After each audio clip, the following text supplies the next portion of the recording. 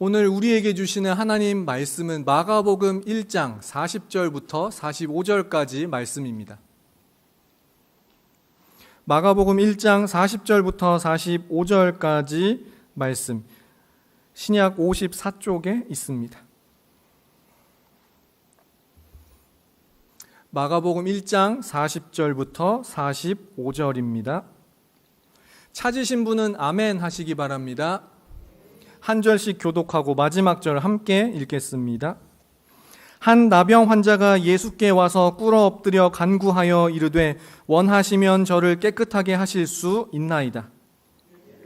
불쌍히 여기사 손을 내밀어 그에게 대시며 이르시되 내가 원하노니 깨끗함을 받으라 하시니 곧 나병이 그 사람에게서 떠나가고 깨끗하여 진지라. 엄히 경고하사 이르시되 삼가 아무에게 아무 말도 하지 말고 가서 내 몸을 제사장에게 보이고 내가 깨끗하게 되었으니 모세가 명한 것을 드려 그들에게 입증하라 하셨더라. 그러나 그 사람이 나가서 이 일을 많이 전파하여 널리 퍼지게 하니 그러므로 예수께서 다시는 드러나게 동네에 들어가지 못하시고 오직 바깥 한적한 곳에 계셨으나 사방에서 사람들이 그에게로 나아오더라. 아멘. 네, 이 시간 오늘은 새 두 마리라는 제목의 말씀을 함께 살펴보겠습니다. 방금 말씀의 제목은 그 날아다니는 그 새 두 마리를 의미합니다. 근데 오늘 본문에서는 아무리 봐도 새 두 마리는커녕 한 마리도 안 보이죠? 차차 살펴보겠습니다. 네, 일단 2019년 말 중국 우한에서 한 바이러스가 처음 발견이 되었습니다. 그리고 지금까지도 전 세계는 이 바이러스로 인한 영향 아래 살고 있습니다. 무엇이죠? 코로나 바이러스, 우리가 아는 그겁니다. 그러면 왜 우리가 코로나 바이러스에 시달리며 코로나에 걸리는 것을 두려워하며 이렇게 지금도 마스크를 쓰고 예배를 드리고 어딘가를 다니는 것도 그렇고 내지는 하다못해 지금의 이 예배도 모이는 인원에 제한이 된다더라, 또 온라인으로 예배를 드려야 한다더라, 이런 식으로 전국의 아니 전 세계 교회가 다 이렇게 되고 있는 것일까요? 코로나 바이러스의 전염성이 굉장히 대단하고 치사율도 있는 것은 사실입니다. 누구는 경증으로 가볍게 넘어가지만 누구는 중증으로 입원하고 심지어 사망에 이르기도 합니다. 젊고 건강한 사람이라고 해서 예외는 아닙니다. 반면에 코로나에 대한 정확한 치료약이 아직은 없습니다. 일부 대체약을 쓰긴 하지만 딱 부러지고 정확하게 이게 치료약이다라는 게 없죠. 전 세계적으로 그리고 계속해서 백신 접종이 이루어지고 있고 우리나라도 마찬가지고 지금 대다수의 성도님들께서 백신을 접종하셨겠지만 소위 접종자들 중에서도 돌파 감염이라고 해서 코로나에 걸리는 분들도 덜어 있습니다. 백신을 맞아도 조심해야 된다. 그래서 마스크를 써야 한다. 심지어 치사율도 어쨌든 있다. 반면에 아직 완전한 치료제는 없다. 물론 이제 혹시 코로나를 가볍게 앓고 넘어가는 경우도 있지만 반대로 코로나는 어쨌든 다 나았는데 그 후유증 때문에 아직까지도 뭐 반년 이상, 1년 이상 시달린다 등 이제 이러한 것들 때문에 사람들이 코로나에 대해서 두려움에 떨며 삽니다. 그런데 오늘날 이런 코로나가 있다면 성경에는 이 질병이 있습니다. 마치 코로나처럼 전염성이 있습니다. 그래서 사람들이 이 병의 환자와 접촉하는 것을 굉장히 꺼렸습니다. 게다가 이 병에 걸리면 오늘날 격리당하듯이 이 병에 걸린 사람들도 격리당한 채로 살았습니다. 뭘까요? 나병. 그렇죠? 맞습니다. 성경에 등장하는 이 질병의 이름은 나병입니다. 오늘 본문에 등장하는 이 나병이라는 것을 통해 더 나아가 전 세계 그리고 온 인류에게 퍼져 있는 사실은 가장 큰 문제인 코로나보다도 사실은 이게 더 큰 문제인 그 질병을 살펴볼 겁니다. 이 질병은 모든 인간이 다 가지고 있습니다. 마땅한 치료제도 없고요. 그나마 이 치료제나 백신이라고 할 만한 것은 주의 몸된 교회 안에만 있습니다. 이 질병은 무엇일까요? 생각하시는 그 한 단어가 맞습니다. 죄입니다. 그래서 오늘의 말씀에 등장하는 나병이라는 이 질병을 렌즈로 해서 이 나병을 통해 더 나아가 사실은 가장 심각한 질병인 우리의 죄, 그리고 죄로 인해 어쨌든 발생하는 그런 여러 가지 연약함들을 오늘 말씀을 통해 살펴볼 수 있기 바랍니다. 그리고 더 나아가 우리의 죄와 연약함을 살피는 이 과정을 통해 우리의 유일한 구원, 백신, 치료제 되시는 그런 예수님과 만날 수 있기 바랍니다. 먼저 오늘 본문 말씀을 간단하게 살펴보겠습니다. 나병 환자가 예수님께 깨끗함을 받았습니다. 그러면 나병 환자가 깨끗함을 받은 이후에는 어떻게 해야 될까요? 먼저 예수님께서는 이 나병 환자를 다시 본래 사시는 곳으로 보내십니다. 그것도 내쫓듯이 내보내십니다. 43절에 예수님께서 보내셨다라는 그 말이 헬라어 원어상으로는 사실은 내쫓는다는 뜻입니다. 그리고 엄하게 경고하셔서 44절에 아무에게 아무 말도 하지 말라고 하시죠.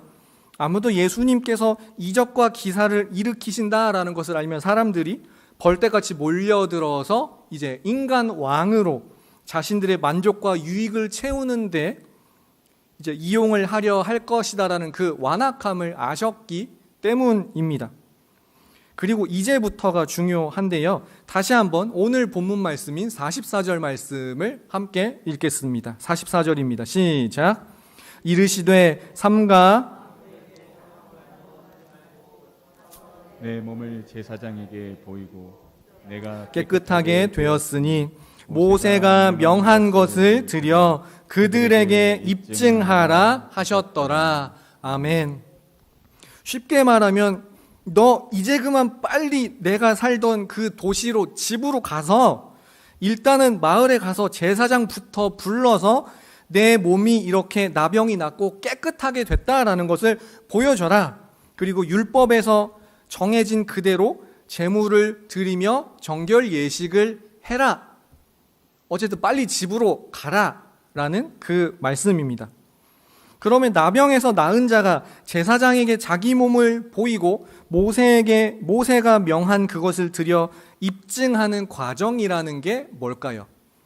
구약에 나와 있습니다. 레위기 14장을 참고하시면 되는데요. 레위기 14장 1절부터 32절까지 말씀에 나병에서 깨끗함을 받은 자가 행할 율법이 나옵니다. 적지 않은 분량이기 때문에 제가 최대한 간단하게 3단계로 설명을 드리겠습니다. 첫 번째, 정결한 새 2마리를 준비합니다. 그래서 하나님께 드립니다. 그래서 오늘 본문 말씀에 새 2마리가 나온 겁니다. 나병 환자가 나은 후에 제일 먼저 드리는 제물이 정결한 새 2마리입니다. 잠시 후에 다시 한번 설명을 드리고요. 두 번째, 새를 어쨌든 드린 후에 온몸에 털을 밀고 다시 한번 격리 상태로 일주일을 지냅니다. 온몸에 모든 머리털은 물론이고 수염이나 눈썹까지 다 밀고 일주일을 지낸 후에 한 주 사이에 털이 조금 자랐겠죠? 다시 한번 밉니다. 이제 이런 정결 예식은 예를 들면 이제 부정했던 사람들이 정결해지는 과정이 있을 때 몸을 씻고 옷을 빠는 과정은 어쨌든 부정해졌다 그러면 다들 거치거든요. 이제 그 과정에서 좀 더 심화해서 털까지 다 미는 것으로 볼 수도 있고, 또 하나는 어쨌든 나병이라는 것이 피부에서부터 나기 시작하고 하는데 내 온 몸의 어느 곳에도 보십시오, 나병이 이제는 전혀 없습니다라는 것을 다시 한번 보여주는 그런 과정이기도 합니다. 그리고 마지막 세 번째, 일주일을 잘 넘겨서 이제 마지막 8일째에 이제 제사의 과정이 복잡하게 쭉 설명이 되어 있습니다만 간단하게만 말씀드리면 번제, 소제, 속죄제, 속건제 등 이런 여러 가지 제사들을 드립니다. 나병 환자라는 것이 반드시 어떤 특정한 죄를 지었기 때문에 나병에 걸렸으니까 다시 한번 예를 들면 속죄제를 드리면서 너 그 죄 회개해라고 딱 잡아서 이렇게 말하기에는 좀 무리가 있습니다.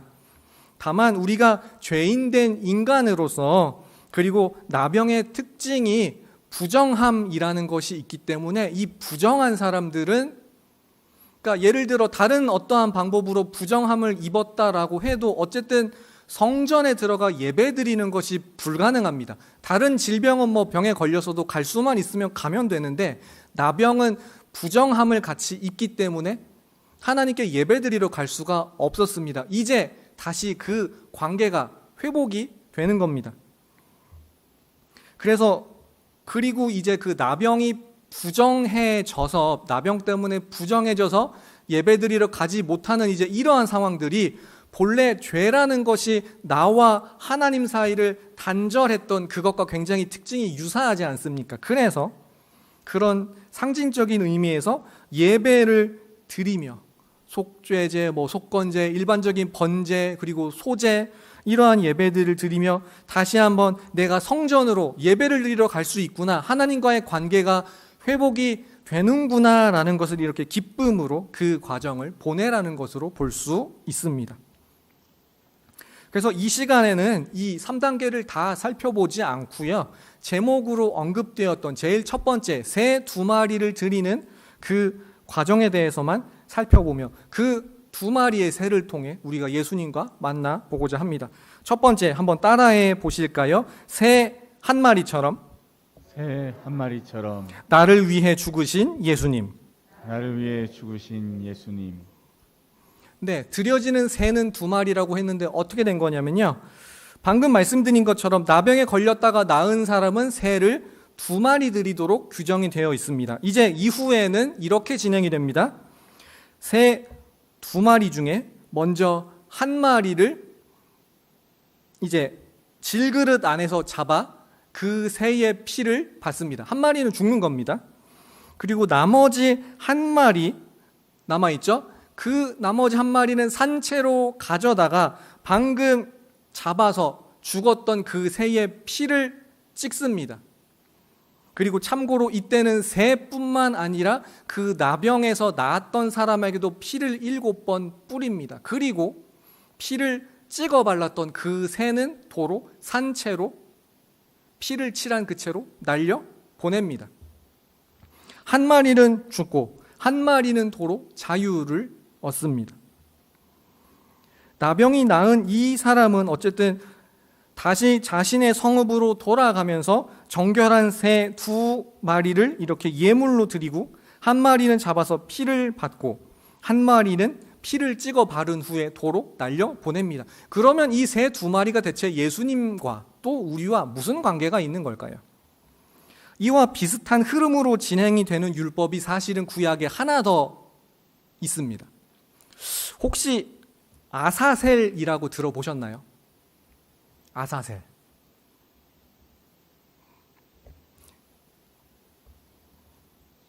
어려우면 차라리 설명을 안 하는 게 나을 수도 있고요.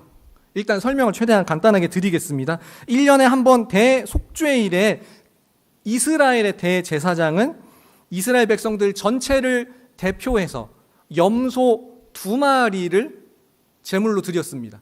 한 마리는 피를 흘리며 죽습니다.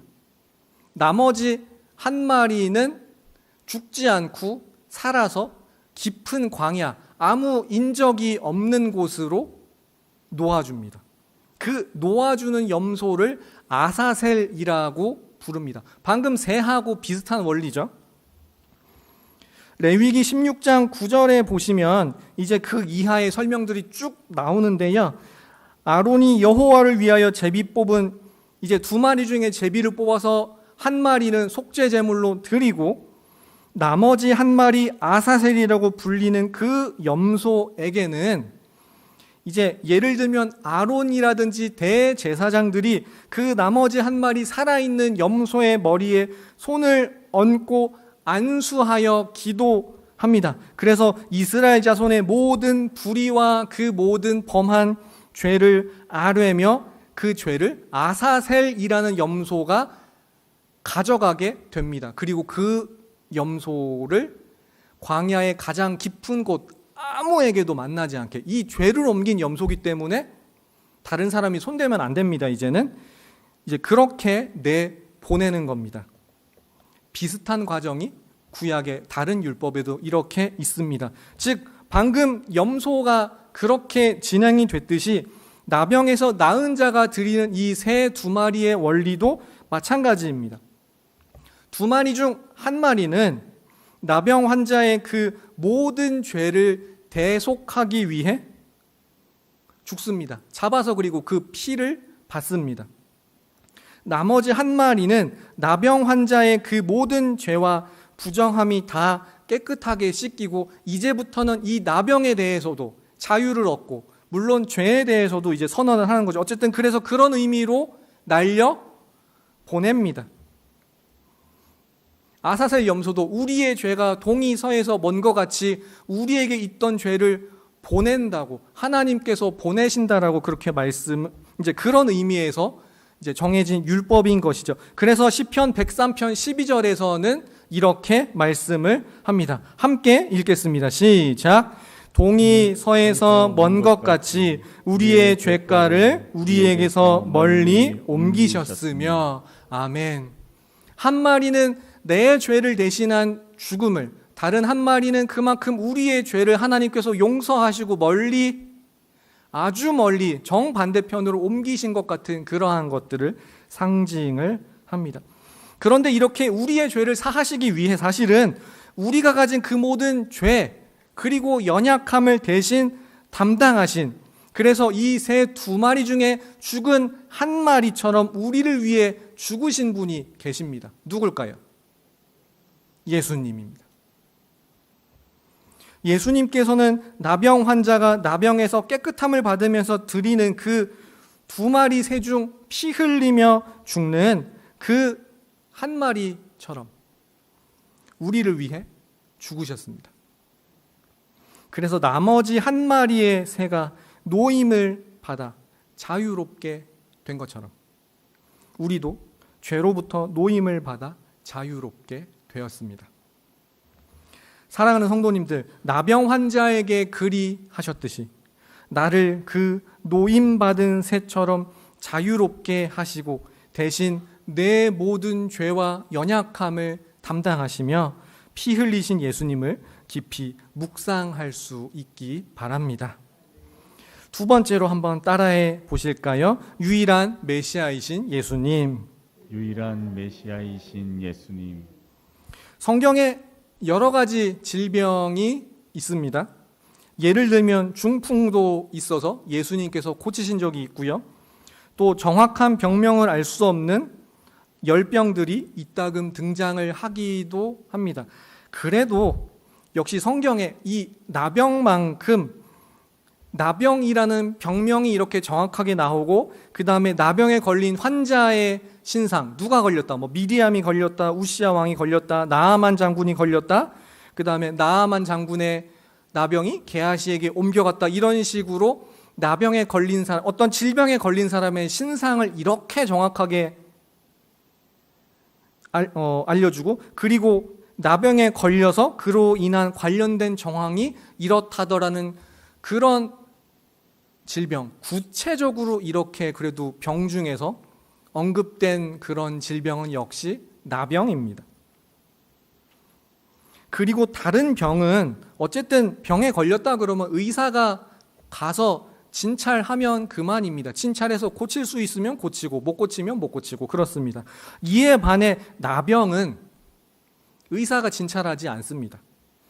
율법에 근거해서 제사장이 확인합니다. 그리고 나병 환자인 것 같은 의심 가는 사람이 있으면 이렇게 확인을 하라는 그런 나름의 율법, 매뉴얼화된 그러한 규정들이 있습니다.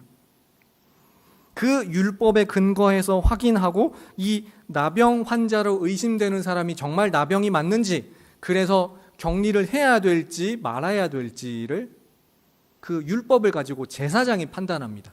의사가 하는 것이 아니라 말이죠. 그리고 의사가 간다 한들 어쨌든 부정함을 입는 질병이기 때문에 가는 의사마다 일단 부정함을 입는다라고 각오를 하고 시작을 해야겠죠. 그리고 하나 더, 참고로 나병의 역사를 간단하게 말씀을 드리면 1941년 프로민이라는 독한 약이 개발이 되었습니다. 프로민이라고 합니다. 이 약이 등장한 1941년 이때부터야 나병은 완치가 가능한 병이 되었습니다. 물론 이후에도 나병에 대한 약이 계속 잘 발달해서 지금은 물론 훨씬 나은 상황이긴 합니다만 어쨌든 그렇습니다. 그러니까 나병이 의사의 진료로 완치가 가능한 병이 된 것이 1941년부터라고 봤을 때 지금이 2021년이니까 아직 100년이 채 안 된 것이죠. 그러면 이런 생각을 우리가 해볼 수도 있을지 모르겠습니다. 나병에 걸렸다가 나으면 이런저런 율법대로 해라라고 우리가 방금 살펴본 것처럼 뭐 새 2마리도 드리고 뭐 몸에 털을 밀고 무엇을 하라라고 율법에는 나와 있지만 이렇게 고칠 수 없는 병, 1941년에서야 약이 나온 병, 나병에 걸렸다가 나으면 이렇게 하라는 율법은 있지만 고칠 수가 없는 병이라니 너무 율법이 유명무실하지 않을까라는 생각이 들지 않습니까? 나병에 걸렸다가 나았을 때는 이렇게 저렇게 하라는 방법과 절차는 굉장히 장황하게 기록되어 있지만 정작 우리에게는 이 율법을 실행할 능력이 없는 겁니다. 제사장에게는 나병을 진찰하는 매뉴얼 같은 것이 율법으로는 있지만 치료제나 치료 방법이나 백신 같은 의술은 없는 겁니다. 단지 이 사람이 나병 환자인가 아닌가 격리를 할 것인가 말 것인가를 율법에 정해진 대로 따라 보고 판단할 뿐입니다.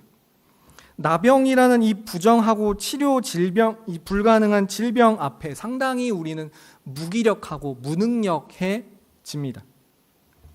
제사장도 결국 이 사람은 격리할까 말까를 정해줄 뿐 나병 환자를 구원하고 자유케 할 그런 능력은 없습니다. 혹시 정말 하나님께서 나병 환자의 기도를 받으시고 나음을 받아서 제사장에게 나갔다 치더라도 그를 축하하고 그 정결 예식을 함께 도와서 진행할 뿐이지 병을 고쳐주는 사람은 아니죠.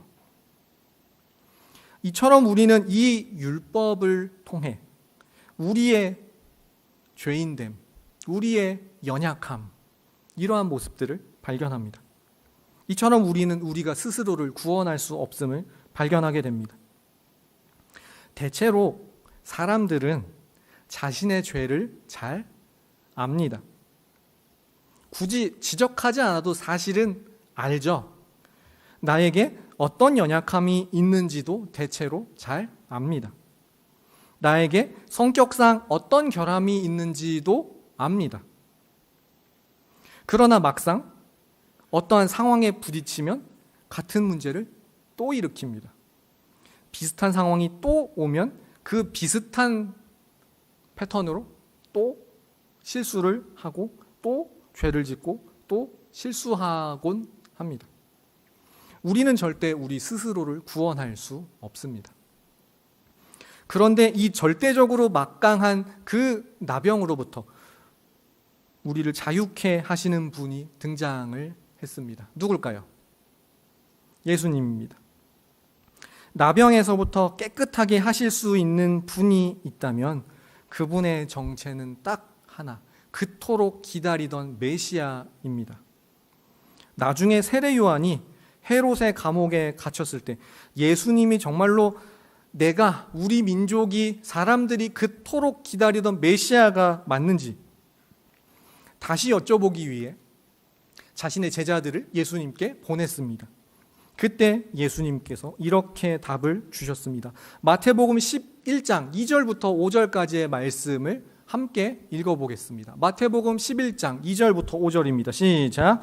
요한이 옥에서 그리스도께서 하신 일을 듣고 제자들을 보내어 예수께 여짜오되 오실 그이가 당신이오니까 우리가 다른 이를 기다리오리까. 예수께서 대답하여 이르시되 너희가 가서 듣고 보는 것을 요한에게 알리되 맹인이 보며 못 걷는 사람이 걸으며 나병 환자가 깨끗함을 받으며 못 듣는 자가 들으며 죽은 자가 살아나며 가난한 자에게 복음이 전파된다 하라. 아멘.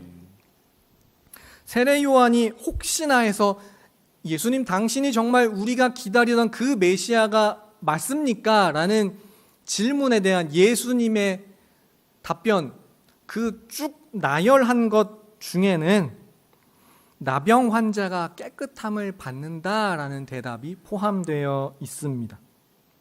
나병의 치유라는 것이 하나님의 능력이 아니면 절대로 불가능하다라는 것이죠. 메시아, 그토록 자신들이 기다리던 그가 아니고서는 나병을 고칠 수 있는 사람은 없다라는 것이었고, 예수님의 그 행하심은 단지 나병 그 자체를 고치는 신기한 능력이 있다라는 것으로 그치는 것이 아니라 우리의 모든 죄까지도 사하실 수 있는 분.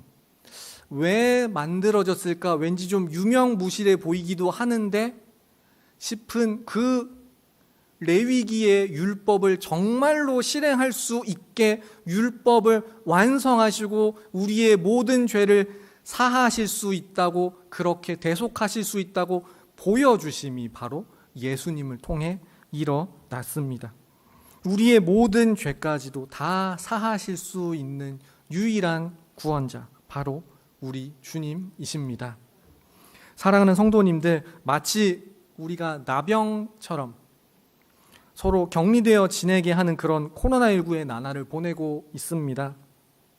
그러나 코로나19마저도 나를 향한 하나님의 사랑과 내 죄를 사하시고 구원하시는 예수 그리스도의 그 대속의 죽음과 그 능력으로부터 우리를 끊을 수 없습니다. 나병 환자처럼 격리되어 지내는 것 같은 그러한 날, 먼저 나를 위해 마치 나병 환자가 드렸던 그 새 2마리 중 1마리가 죽었던 것처럼 나를 위해 그렇게 피 흘려 죽으신 주님을 묵상하십시오. 그리고 코로나로 인해 무기력하고 무능력한 그러한 신앙 대신 내 모든 죄를 사하시고 나를 자유케 하시는 주님과 다시 한번 말씀을 통해 만나는 저와 우리 모든 성도님들 되시기를 주님의 이름으로 축원합니다.